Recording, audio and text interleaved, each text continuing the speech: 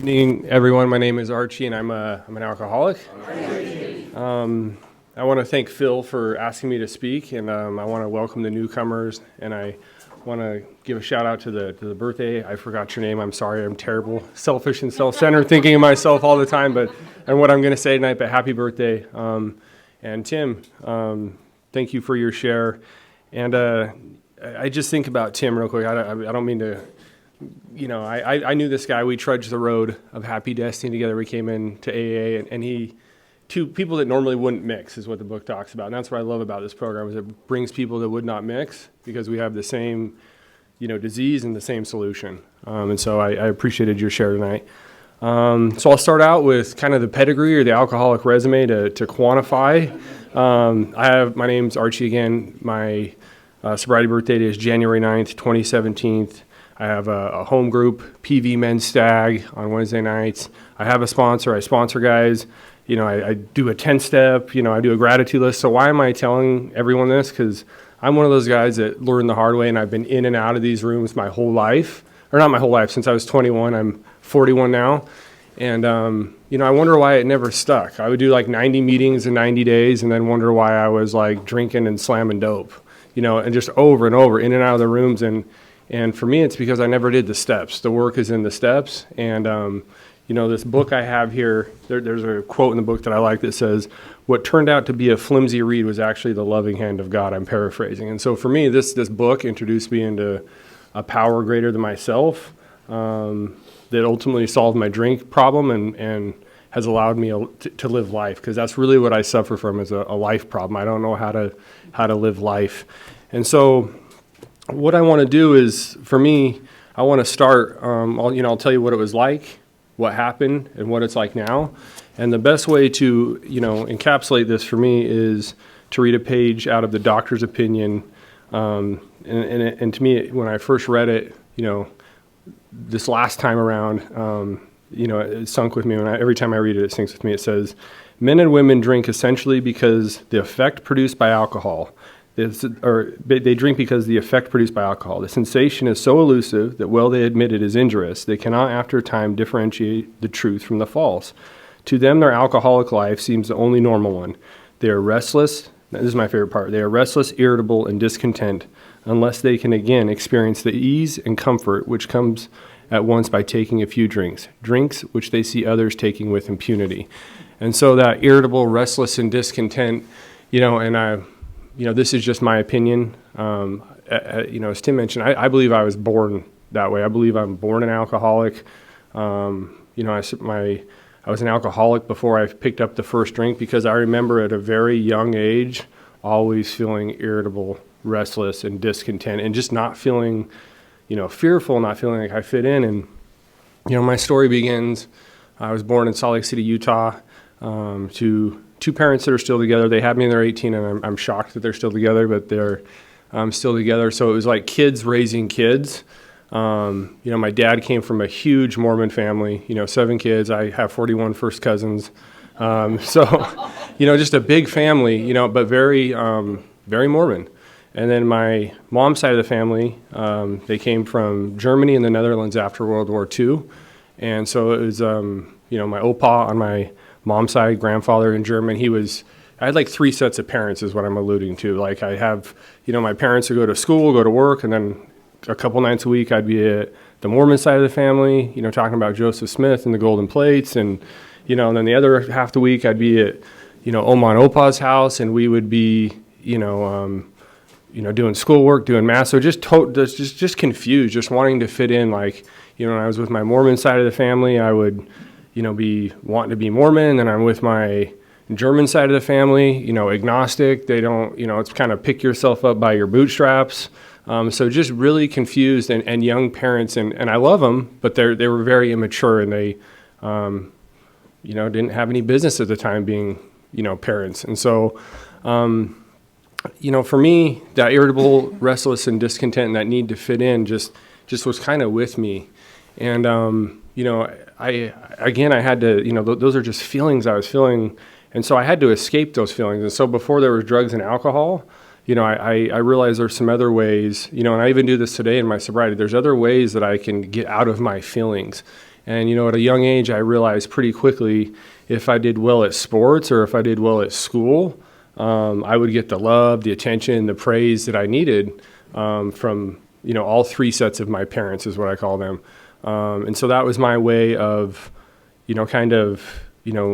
if I, Bill talks about in the big book, like, prove to the world I was going to be someone. I mean, I didn't know that at 5 or 6 or 7, but I was, that's how I was acting. I was like, okay, if I can just, do this and get, score a bunch of soccer goals or, do really well at school, and accomplish something, you'll get that love and care that you desire as a child. And so that kind of, that carried on with me. And, my youth, it was also confusing for me too, because like my dad, he was, he didn't start going back to the Mormon church. So I was, for my first 8 years of my life, my mom and dad, we weren't Mormon at all.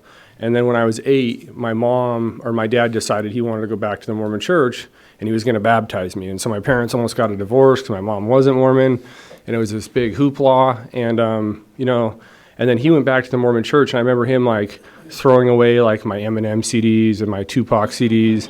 I'm there. I was like in Utah, like this like there's no diversity in Utah. So I was like, listening to Tupac, and he'd throw them away, and he was like really, and being of service to everybody. But then at home behind closed doors, my dad, he's a rager. He would rage, and there would be physical abuse at times. And so it just was, I was just confused, like, okay, like, and so pretty quickly on, like, I didn't want anything to do with religion, and I would kind of, or God, like it kind of left a bad taste in my mouth. And then when I was 16, my dad left the Mormon church, and then, he started drinking and smoking pot and kind of doing his thing. And so it was just a lot of, confusion growing up around the whole idea of religion. And, I was told, by my Mormon grandmother, well, your parents need to be sealed in the Mormon temple for them to go to heaven and see in the afterlife. So it was just my idea of God was a punishing,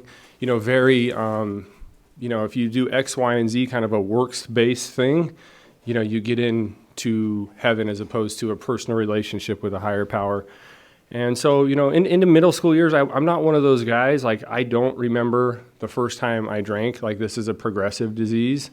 I remember I started drinking around 14, 15, and I had a lot of fun. I liked waking up in the neighbor's backyard. I liked that stuff. And there wasn't a lot of consequences. So as long as I could get good grades and as long as I could do well at sports, everything was good, and so there wasn't a lot of consequences. But looking back, I was definitely drinking like an alcoholic in, junior high and high school. Like every time I would drink, I would black out, got alcohol poisoning, had to go to the hospital. So I didn't have that stop button, like lack of power. That is our dilemma as it pertains to alcohol. Like once it's in my system, it's like, all bets are off and I can't stop.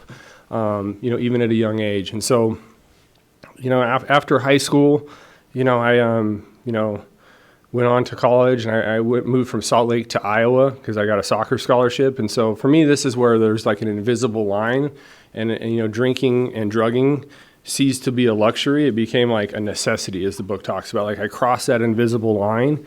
And, for me, it was, again, I want to prove to the world I'll be somebody. So, I'd be playing soccer games and, coming home to study. I want to make sure my GPA is really high so I can go to grad school. So I would take, uppers, Coke and Adderall, and then come down with alcohol and opiates. And so it became more of like a day-to-day thing just to function. And, but I didn't have any, real withdrawals. And, but I did, that's because I just kept using. So you're not going to have withdrawals if you always have substance in your system. And so I moved back to Utah after I graduated college, and I was 21, and I did what any good 21-year-old person from Utah would do, is I got married.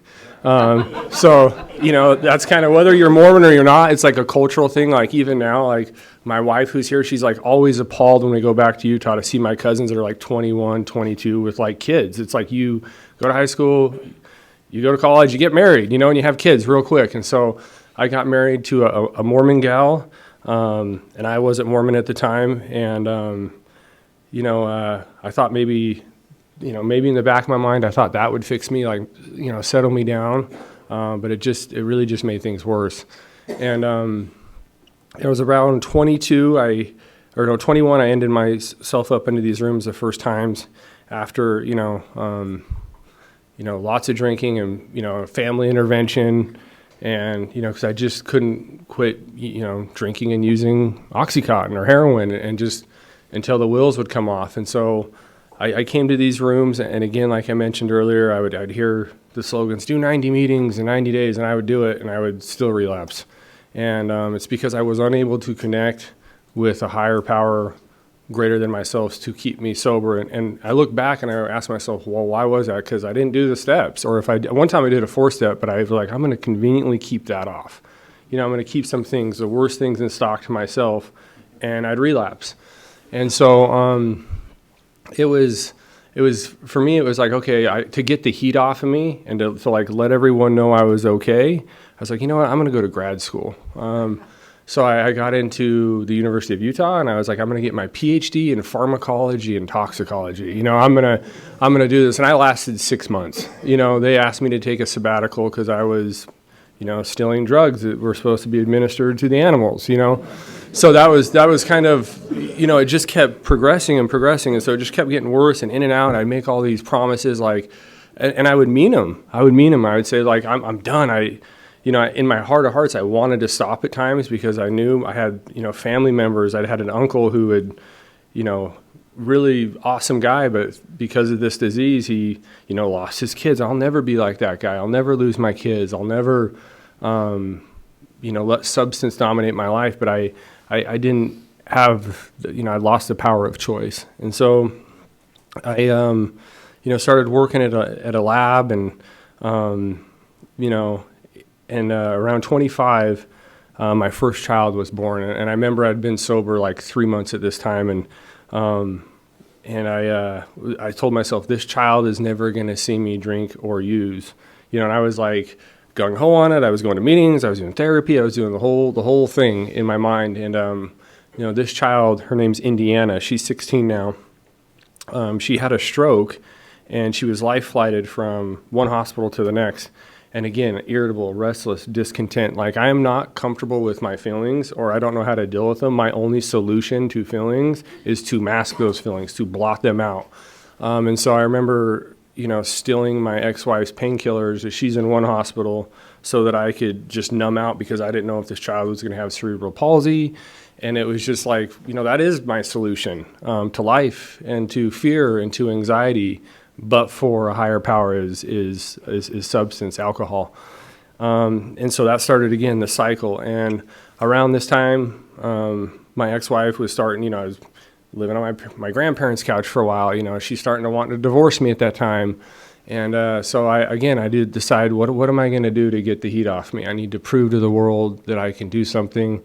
So I decided to go to law school. So I picked my family up and we moved from Utah to Washington, where I attended law school. And again, just, you think it doesn't matter. You can change the environment, but I still go with me. It doesn't matter where I go. I still go with me. I'm still the selfish, self-centered individual that I am. And I show up wherever I go. And so we went up there and, as you can imagine, people in that profession, they like to party. And so I fit in real well.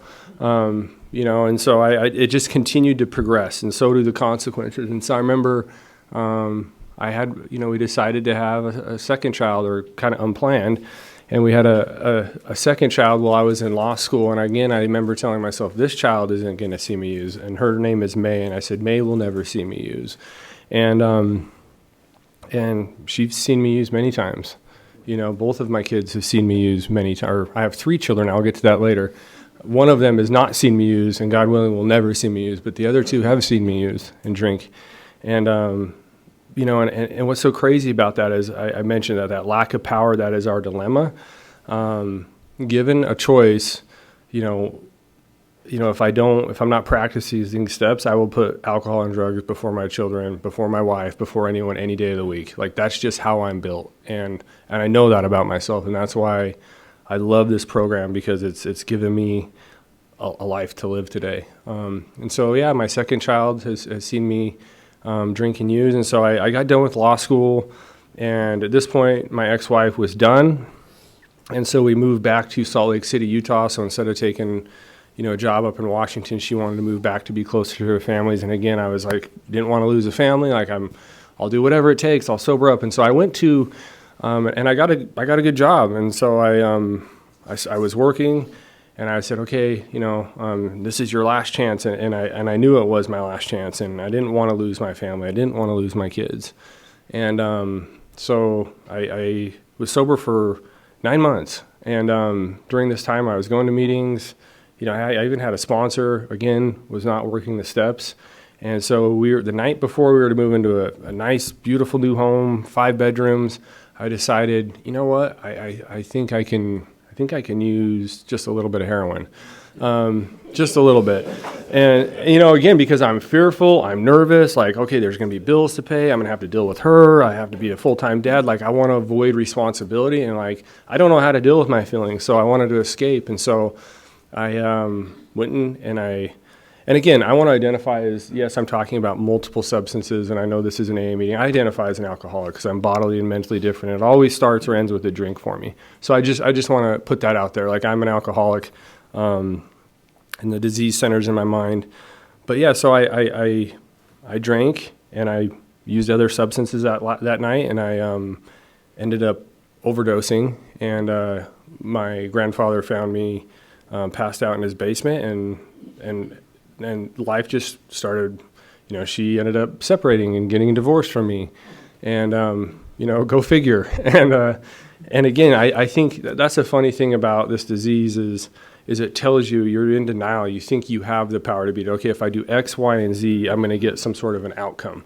So if I start working out again, if I start, going to the methadone clinic, if I, to drink, switching from scotch to brandy, the book talks about this, just trying everything to like control your drinking. And I just couldn't, and so the next 2 years, it was about 2 years, were pretty, and I'm telling you what it was like. And I'm not trying to war story, but I'm trying to tell you what it was like, for newcomers to identify.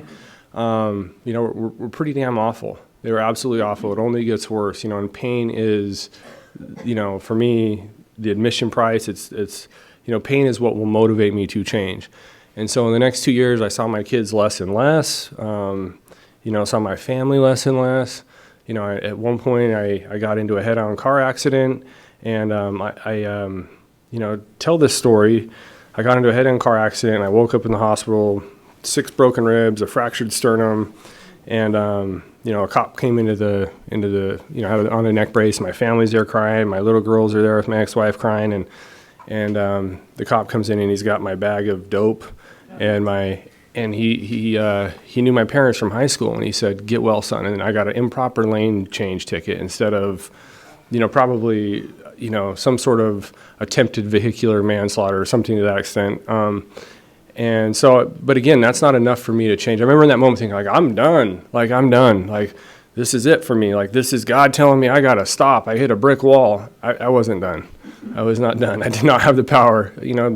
I was having people bring me stuff to the hospital, even though I was on, copious amounts of morphine because I was hurt. I had my wrist came out of here. I have 6 pins in my wrist, and that wasn't enough. And so I just kept going. Obviously, I lost a job, and and it's just funny. I love this program because before it, I blamed the world. I blamed everyone. If you guys just treated me right, like the inability to look at my part or myself just was like missing. Like that awareness part was just missing. And I remember I got fired because I was stealing from my company. And I told him I was going to sue him. I was like, I'm suing you because I'm mentally ill and I'm bipolar and I'm depressed and anxious. I'm going to sue you. Like, you're discriminating against me. And they laughed, because I was a thief. That's why they fired me. And I'm lucky I'm not in prison for what I did with them. They showed me some grace. And so I lost the job, and of course, and I ended up with a woman I didn't want to end up with, just someone, a using buddy, just a sick, twisted relationship, doing things that I didn't want to do, hurting people I didn't want to hurt. It was just miserable, not seeing my kids, I remember, when I'd go over to my mom's house, she'd hide her money, and they'd make me use the restroom with the door open because they were so afraid that I'd fall out, like when I was over there. Like, I put that family, and my kids through a lot of hell. And I'll tell this last story. I remember I did get my kids, and I would fake drug tests, with Gatorade, like yellow Gatorade, to pass to my ex-wife so I could get my kids. And I remember I had them on a weekend, and, they were 5 and like 2, and I needed to get well. So I, middle of a snowstorm, I drove them down to the tracks, which would be kind of like an above ground subway, to meet, the dope man. And, I remember I couldn't wait. And so I shot up in front of my 5-year-old, and it was like 2 a.m. And she said, "Daddy, what are you doing?" And I said, "I'm taking my medicine." And she goes, "That's not your medicine." Like, she intuitively knew that, like, and I just started crying, and I just wanted to quit, but you can't. You can't. Like, I was a slave to, alcohol and drugs, and really selfish and self-centeredness. If you think about, like, how selfish is that this kid has to witness that. And so it all basically, and I could go on forever, because that's what we do, is we tear it to the ground. And it all culminated for me to get me into the rooms this time. It was New Year's Eve, 2016. And again, I needed to get well. I was sick, and I owed some people some money. So I decided to break into my parents' house with, 2 gang members from Utah. So we broke into my parents' house, and they had cameras, and we took everything, but my face mask fell off. I'm not a very good criminal. It fell off, and I was like wearing the same clothes I was wearing the day before. And they called me up, and they're like, "Hey," because they were in Oregon at the time. My dad had a business in Oregon, and so my parents had flown up there. And they're like, "You broke into my house." And I was like, "No, I didn't." And they're like, "Yeah, you did. The mask fell off." And after my dad was livid, and yelling at me, he just started crying. And my dad, Tim knows my dad, my wife knows my dad, Shannon. He never cries. He's a very stoic, stuff your emotions kind of guy. And he was just like, I don't know what to do for you. I don't know what to do for you. You need help. And so those awful gentlemen, those are the low company that you hang out with, dropped me off at my house and were like, "You better not say anything." And and I was terrified, and I was suicidal and wanting to kill myself at that point. And I called my friend who I hadn't talked to in years, and he was a social worker at the psych ward and a detox center at the University of Utah, Neuropsychiatric Institute at the University of Utah. And I said, "Dude, I need help, man." So he drove down in the snowstorm and picked me up and took me to the emergency room and got me into a detox. And at that detox, like, my parents were wanting to press charges, but they didn't want to press charges because they were also scared of these people. And so they got together with my ex-wife, and they said, "Okay, if you want to see your children again, you're going to go to rehab, but you're not going to do a 30, 60, 90-day program. You're going to go to a long-term treatment center." And so my grandma knew an individual that had been at this long-term treatment center, in San Pedro. And, so they arranged for me to call, and I called, and I said, "Hey, I need help." And they said, "Are you willing to go to any length?" And I said, "Yeah." And this was like on a Friday. I'd been in detox for almost a week. And they said, "Okay, you can fly out on Monday." And so I got out of detox, and the only people that would take me in were my grandparents, my Oma and Opa, because everyone was like terrified of me. And, I remember he came downstairs and I don't think I've shared this ever, but he came down and asked me if I'd broken into his safe. And I said, "Yes, I did." And he just started crying, and then he came back down, and he was very German, and he put a Glock on the table, and he says, "Okay, this is your last warning. Like, if it ever happens again, I'll put a bullet in you if you or anyone else." And he didn't know what to do. This is a man that raised me, played soccer with me. He just didn't know how to handle it. And, and so the night before, I decided to fly out to, San Pedro. I remember crawling up the stairs looking in the medicine cabinets, and thank God there was no medicine. But that's how strong this disease runs in me. Like, I'm going to rehab. The dumpster's on fire, and I'm still thinking, like, I'm gonna beat this disease. It runs deep.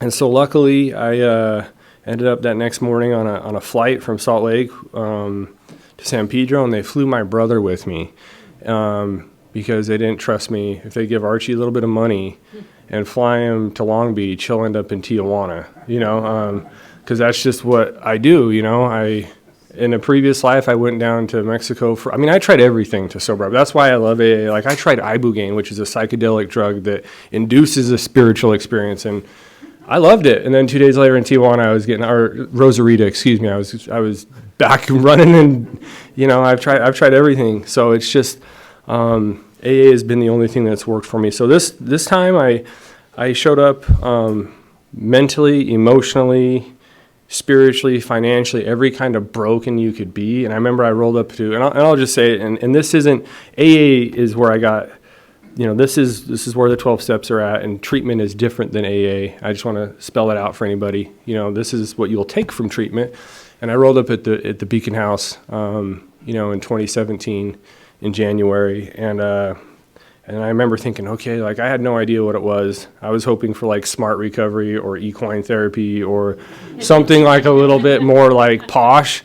And I showed up, and it was not. It was in the ghetto of San Pedro, and I was like, what is this? And like, I remember my brother being like, yeah, this is where you're going, man. And I was, and he gave me, my mom had given him, like, because my birthday's on January 11th, and again, she's never done Al-Anon, so she was going to give me $100, and my brother wouldn't give me that money. And I tell this story, he wouldn't give me the money because he knew somewhere intuitively, deep down inside him, that I would use that. And I remember the last words I had for him were, basically F off, I'll see you in a year, because it's a long-term program. And he didn't give me that money, but 2 weeks into the treatment facility, I hated it there because they were letting me know that I was selfish and self-centered, and like introducing me to the big book. And again, I have a lot of prejudice at this juncture in my life towards God. And, so I was like, this place sucks. AA sucks. Like, this shit's not going to work. So I ran down the street, and I ran to a hotel, and I called everybody I know to, like, try to fly me back to Salt Lake. I can go work. My dad owns a cannabis lab in Oregon. So my plan was to call him up, and I can come cut buds and like work in your testing laboratory and go to AA meetings. And I called him up, and he was the only one that would pick up, and he says, you better get your ass back to that treatment center. And again, he was crying. He's like, and this is the first time my parents had ever, I do Al-Anon as well. I know this to Al-Anon people, that's been awesome for me. But, this is the first time in their life they showed me some tough love. And they said, no, you're not coming home. We're not giving you any money. You better run back to that treatment center, and you better hope they take you back. If not, you're going to be homeless. And so I ran back with my tail between my legs. And, a homeless guy tried to steal my coat during the middle of it. And so I was a mess. So I showed back up and begged to get back in. And I remember the program director at the time said to me, I'm doing this for you, I'm doing this for your kids, not for you. You'll thank me later. And I didn't know what he meant by that. And I do today. And so at this facility, I was introduced to the big book of AA. And, early recovery for me sucked. Like, it was not easy. Like Tim said, simple, but not easy. Like, it's the whole idea for me that a God that I don't even believe in is going to solve my problems and make me sober. That's pretty far out, and so somehow I was just done. And so I had to follow the directions that were given to me. It was as simple as that. And, so I just started doing it, in the first 6 months. I remember being in there like 2 weeks, and I'd be like, I don't feel good. They'd be like, go help somebody, go be of service. And I'm like, look, like, I'm still kicking dope, and you're wanting me to like go help somebody? What do I have to offer there? Get out of here, go help somebody. And that is something that has stuck with me to this day in my recovery. That is, if I'm selfish and self-centered, if I want to get out of myself, I need to be others-centered. And so that is kind of the kryptonite to selfishness, is being of service and being others-centered. And so, that is one thing that they just drilled into me, and it worked in rough going. And so about 6 months in, I'd completed the steps honestly this time, and I started feeling a little bit of relief. And like I said, this was a long-term program, so there's no family contact for the first year. And around so I didn't see my kids for a year. Not that I was seeing them much before, and I definitely was not emotionally, physically, I was a bad dad. I wasn't present. And, so around a year, 12 to 15 months, I said it came time to make amends to my ex-wife. And I was stoked because in my mind, like, I'm going to see my kids. That's kind of why I'm doing the amends. So I called her up to make amends to her. And, she asked me about my fidelity, and I told her the truth. And she said, all right, F you, you're not going to see your kids again. And so that was about 15 months into it. And I didn't see those kids for another almost 3 years by the time I got back into their life. And it was just heartbreaking for me. And I'm going to read this part because this is the part of the big book that really is when kind of there was a shift in my recovery. And it's on page 98. And it says, some of us have taken very hard knocks to learn this truth, job or no job, wife or no wife, and I would substitute kids or no kids. We simply do not get well we simply do not stop drinking so long as we place dependence upon other people ahead of dependence upon God. Burn the idea into the consciousness of every man that he can get well regardless of anyone. The only condition is that he trusts in God and clean house. And so I would read that every morning, along with my morning devotionals or in my morning prayers, my morning routine. And I read that every morning. Okay, I can get well regardless, even if I don't see my kids. And I wasn't, miserable either. Like I was, as I started sponsoring guys, and as I started being of service and taking guys through the steps, that little chatter and that pain would it would subside. Not completely go away, but it would subside. And I'd have moments of joy, moments of happiness, and it started really working for me. And then it was about 2 years and 9 months, a couple weeks prior to that, my ex-wife had called me and said, hey, your kids are asking about you, they want to see you. And so I got on a plane with my sponsor at the time, and we flew back to Salt Lake. And I'd been reintegrated with my family at this time, and they'd stayed in contact with my kids pretty regularly, a few times a week. And so I flew back to see my kids for the first time. And so when I got, into AA this time, or the treatment center, one of them was 7 and one of them was just barely 4. And so now they were 10 and 7, or 10 and almost 7. And so they'd grown up, and so I'll never forget this, but I walked in and, my older one recognized me, and my younger one, she comes running down the hall and she goes, hey, you're my dad. Like she didn't know, she didn't remember, she'd never met her father because she was so little. And I'll never forget that. And that was just like, oh man, this is like the promises of the program, and so, and I have a relationship with those girls today, and I'll get to that later. But that just is etched in my mind. Like this little girl, she just wanted to meet her dad. She just wanted to know her dad. And, she knows her dad today. And so I slowly reintegrated with those kids' lives, and at first it was phone calls, FaceTime calls, every couple months flying out there. Tim actually drove back to Utah for a Christmas with me, and we spent a Christmas with them. And so just slowly, it talks about in the book that I had to regain the trust of my ex-wife. And it talks about the book that our actions will basically speak louder than our words. And so I just had to show up, and that's what I did. Okay, I'm going to show up on, even if it's a time that's not convenient for me, but my ex-wife, it's convenient for her, and I don't have a lot of money because I'm still at the tail end of my treatment center. I'm going to show up. I'm going to pay child support. And so I did that for a while. And, and slowly built a good relationship with them, and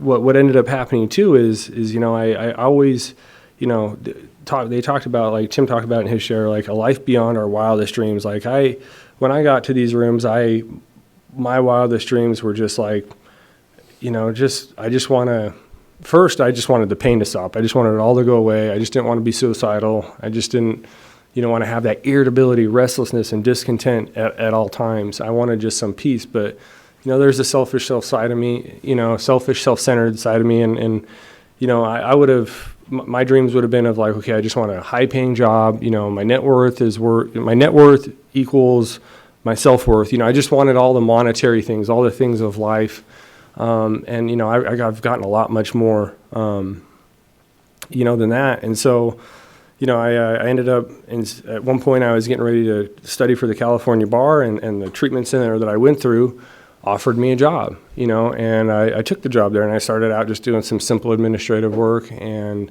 then I moved into some development, some grant writing. And then, through multiple iterations, a couple of executive directors left, and I ended up becoming the executive director of the place that I went through. And it's very powerful for me, because I always wanted to, that was one of my biggest things that I had issues with myself is, alcoholics are smart, they're capable. And I always felt capable, and I always felt like, even though I didn't feel good enough, I always knew that I could do something, but I always was aiming for the wrong thing. I was always aiming for some self-determined objective. Again, I want to make a lot of money. That's what was modeled for me. I want to make a lot of money, and I want to do well. But I get to work at a place today where, I get to use, the talents that God's given me to help other people. To help them. And again, that's not my recovery. That's my job. I want to be real clear, because I've confused that at times. And the next thing you know, I'm really dry, and and crazy and irritable and restless and discontent. And I've learned that the hard way. But it's been very fulfilling for me. And, I was able to, if you would have asked me if I wanted, when I first sobered up, if I'd ever get married again and have a kid, I would have been like, no way. That's that's out of the equation. That ship has sailed. And, I was able to find a woman that's also in recovery right here, and she's with me tonight, and we were able to get married about a year and a half ago after dating for some time. And my two girls that that I was out of their life for almost 3 years, they walked me down the aisle, and each one of them walked me down the aisle, and it was the most beautiful thing that I've ever experienced. And just how it's all played out, those. Again, the big book doesn't promise that. I've experienced both sides, where you don't get what you want, and then you get what you want. What it does promise is a daily reprieve contingent on our spiritual maintenance. And so, and that's what I try to live by. Not perfectly, but you're going to have the good and the bad in recovery. And I've had some good lately. And those little girls walked me down the aisle, and then recently, we just welcomed a 5-month-old baby girl to this world, and that's the first child that hasn't seen me high. And I'm really stoked about that, because that child isn't going to, so long as I have practiced these principles on a daily basis, and to see those girls that didn't have a dad for, 3 years, not to mention the lack of emotional availability, physical connection with me for so many years, to just see them welcome their baby sister into this world and flying out to see her. And, they're coming out again in about, I think, 3 weeks, and I have a relationship with them today, and they love their baby sister. And I was always worried how that would be. And it's amazing. So I have 3 girls, and, how it's just so fulfilling for me to do it and be able to practice these principles in all my affairs. The book talks about a better demonstration is of how we apply these principles in our homes, occupations, and affairs. Because it's real easy for me to get up here and, speak for 10 minutes, 45 minutes, and, one alcoholic helping another alcoholic, and I feel great. But then where is my program behind closed doors? How do I treat my wife when I'm agitated? Not well all the time, So that's a better demonstration for me, is trying to, I'm in these meetings of, let's say, a couple hours a week. I'm calling my sponsor, I'm talking to people on the phone, but the vast majority of my life takes place outside of these rooms. And so I have to practice those principles behind each step: honesty, integrity, being of service. And that's a much taller order. But that's where I find the most spiritual growth comes from, is when I, am trying to do it in my home life or at work. And so, that's what, that's kind of where the rubbers met the road for me. And it's been a beautiful, journey for me, in the transformation. There's this part in the book that says the age of miracles is still upon us, and our own recovery proves that. And your guys' recovery proves that, because I am a miracle. I'm a guy that, just like many of us in this room, I should be dead, multiple times. And I always ask myself, well, why me? Why me?